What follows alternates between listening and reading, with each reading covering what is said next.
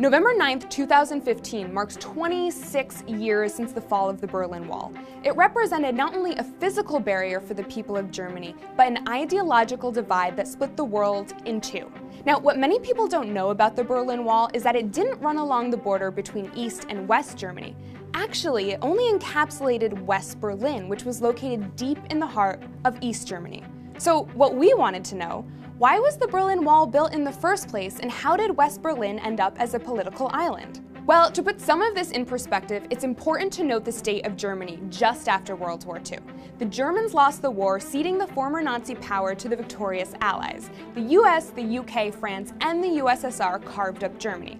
Now, the easternmost portion, running along what was called the Oder-Neisse line, was allocated to Poland to make up for land lost during the war. The rest of the country was split into 4 zones. The Soviet Union took over the zone to the east. The US, the UK, and France occupied their own zones in the western half of the country. And this just left Berlin.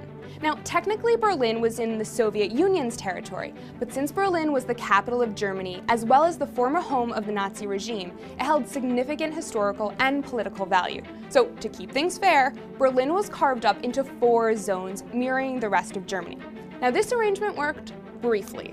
But soon, the USSR began planning to take over the rest of Berlin, then Germany, and then Europe.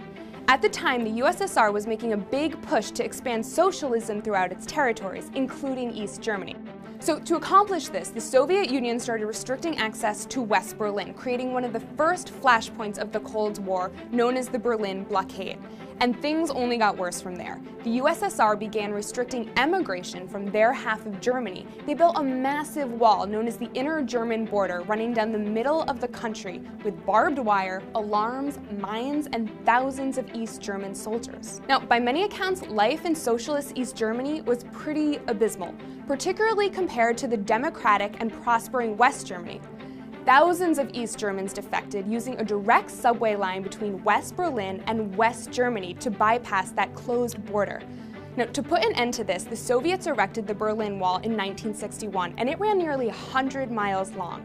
It completely surrounded West Berlin, which may seem counterintuitive because you'd think they'd create a border to protect their own territory. But actually, this wall was to keep their citizens from defecting to the West.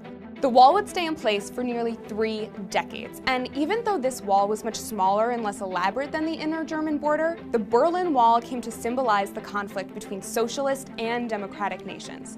In 1989, the Berlin Wall came down, marking an end to the USSR's strongholds on East Germany. Now, if you want to learn about what actually brought down the Berlin Wall, check out this video by Seeker Daily up at the top. And to see more of me, check out my video down below, including this one about how robots and avatars can be used to treat depression. Thanks for watching TestTube News. Subscribe below to stay in the loop and watch new videos.